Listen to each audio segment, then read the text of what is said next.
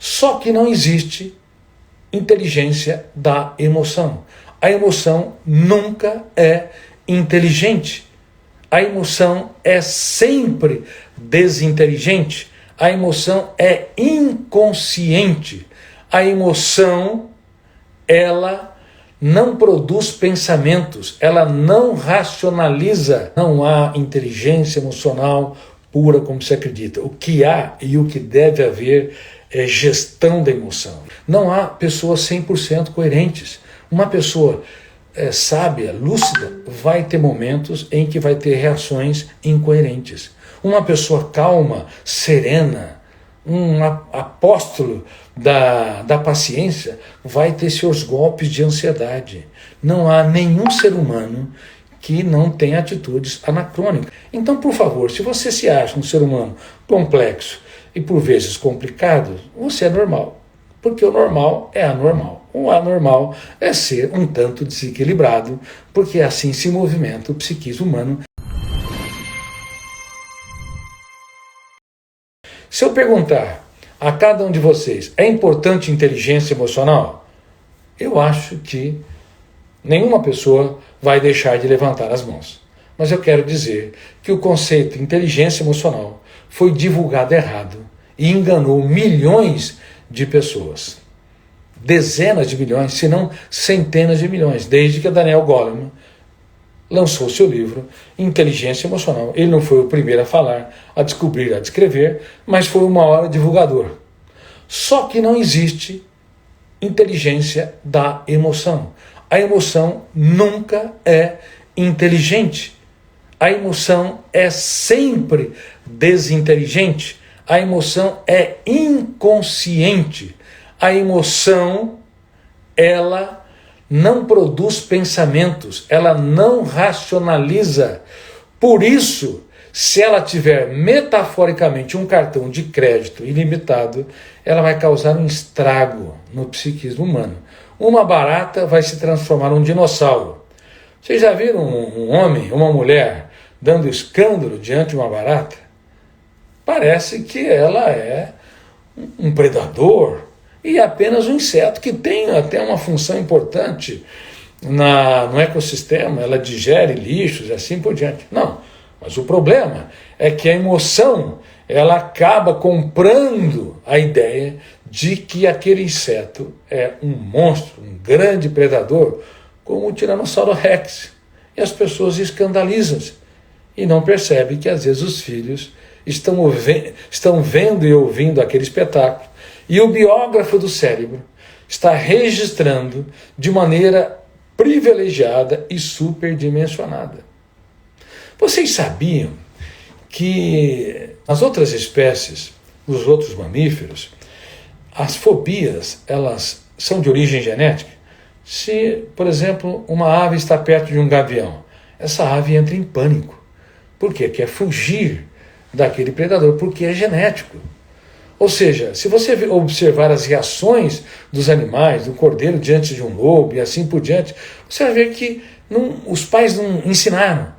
Está na carga genética. Mas na espécie humana, há mais de 100 tipos de fobias que são aprendidas pelos pais. Não provém da carga genética. A única fobia que eu acredito, como pensador, como construtor de uma das raras teorias mundiais sobre o processo de construção de pensamento, que talvez seja a última fronteira da ciência, porque tudo é pensamento.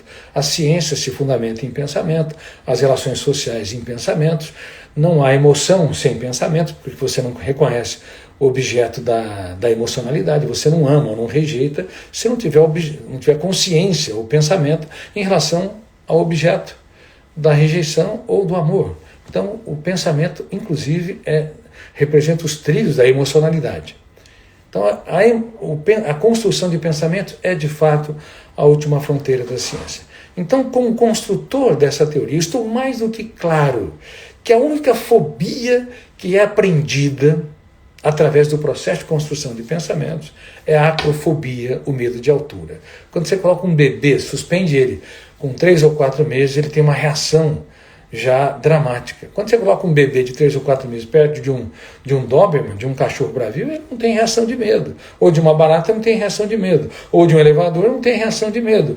Ou diante de uma plateia, por exemplo, uma criança de 2 ou 3 anos, não tem reação de medo. Mas com 6 ou 7 anos, uma criança não consegue falar diante de uma plateia e se expressar de maneira segura. Porque, cuidado menino, isso não está certo. Professores apontando falhas, ao invés de valorizar a interação, o debate, a reação dos alunos, começam a apontar falhas, a constrangê-los. Enfim, com 6 ou 7 anos as crianças desenvolvem timidez, já desenvolvem a glossofobia, ou medo de falar em público, às vezes já desenvolve até a claustrofobia, ou medo de lugares fechados. Mas a acrofobia, ou medo de altura, é um processo que é construído espontaneamente, muito provavelmente inscrito nos códigos genéticos para que a nossa espécie seja preservada de cair de uma árvore, na época em que éramos coletores, caçadores e assim por diante, onde não havia casas bem construídas e protegidas.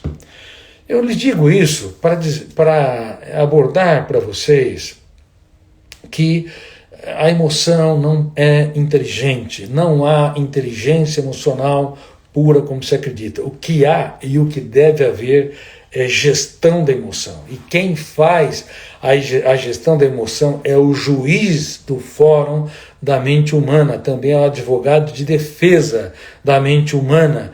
Sem gestão da emoção não há o piloto da aeronave mental. Ou seja, quem vai dirigir essa aeronave são os 4 grandes copilotos, o gatilho da memória. Enquanto eu estou falando, vocês não percebem, mas inconscientemente esse fenômeno está sendo disparado em nuvens, abrindo milhares de janelas com milhões de dados para que vocês entendam cada frase, cada ideia, cada expressão que eu estou dizendo aqui.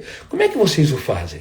Quando vocês pesquisam essa última fronteira, o processo de construção de pensamentos, é impossível vocês discriminarem. É impossível uma pessoa achar, quando alguém está falando sozinho, eis ali um doido ou um psicótico. Porque até quando uma pessoa está no surto psicótico, conversar consigo não é ruim, porque nós temos necessidade de construir personagens, ainda que esses pacientes criam personagens que o perseguem, nós chamamos de psicose paranoica, ideias de perseguição. Nem de longe isso é 100% ruim, porque o ser humano que foi abandonado ou auto-abandonado, ele precisa criar personagens para se realizar, para se relacionar, para conversar, ainda que de maneira dramática. Então, se você estudar a construção de pensamentos, uma pessoa que te ofende ou te rejeita, você vai ter uma complacência maior. Por quê? Porque você vai entender que por detrás de uma pessoa que fere, há uma pessoa ferida. Claro que as pessoas que cometem crimes, cometem injustiças, precisam ser processadas e precisam pagar pelos seus erros. Mas independente de haver um conflito jurídico, nós podemos enxergar o ser humano numa outra perspectiva. Pelo menos, se isso não ajuda o outro, me ajuda. Se eu entender que 90% dos erros não são passíveis de judicialização, são erros comuns de filhos, de pais, de mães, de colaboradores, de professores, de amigos, e que por detrás de uma pessoa que fere é uma pessoa ferida, então me torno mais tolerante, porque eu vou perceber que o ser humano, que é tão lógico para construir computadores, ele não é tão lógico na mente dele. Não há pessoas 100% coerentes. Uma pessoa sábia, lúcida, vai ter momentos em que vai ter reações incoerentes. Uma pessoa calma, serena, um apóstolo da paciência, vai ter seus golpes de ansiedade. Não há nenhum ser humano que não tem atitudes anacrônicas. Até porque, se você estudar o processo de construção da emoção, você vai perceber que cada emoção, por exemplo, a alegria, ela não consegue ser retida no teatro da mente humana por muito tempo. Ela vai durar minutos, horas ou dias. Se forem prazerosas, que bom que durasse horas. Mas normalmente há uma flutuabilidade intensa, às vezes dura minutos. Então, no momento, uma pessoa está alegre, daqui a pouco ela está tensa, daqui a pouco ela está calma, daqui a pouco ela está irritadiça.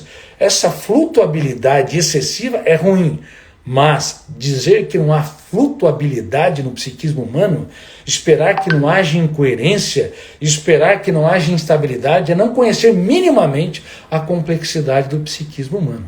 Só os computadores, eles são plenamente equilibrados. Esse conceito na psiquiatria e na psicologia tem de ser mudado, porque o processo de construção da emoção, ele gera sentimentos que atravessam o caos depois de algumas horas, se desorganiza, portanto, ou se desequilibra, desorganizando-se, portanto, e é substituído por outras emoções, gerando uma emocionalidade que entra numa pauta dinâmica e numa movimentação que estimula a criatividade, que estimula a motivação, a curiosidade, a capacidade de explorar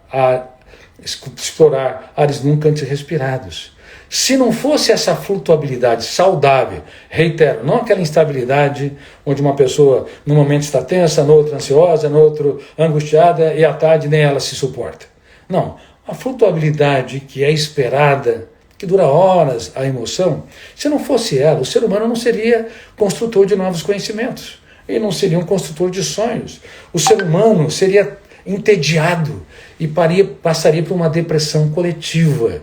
Uma depressão, a humanidade não suportaria a mesmice. Então, por favor, se você se acha um ser humano complexo e por vezes complicado, você é normal. Porque o normal é anormal. O anormal é ser um tanto desequilibrado, porque assim se movimenta o psiquismo humano quando você estuda essa que é a mais complexa fronteira, a fronteira da construção de pensamentos e emoções.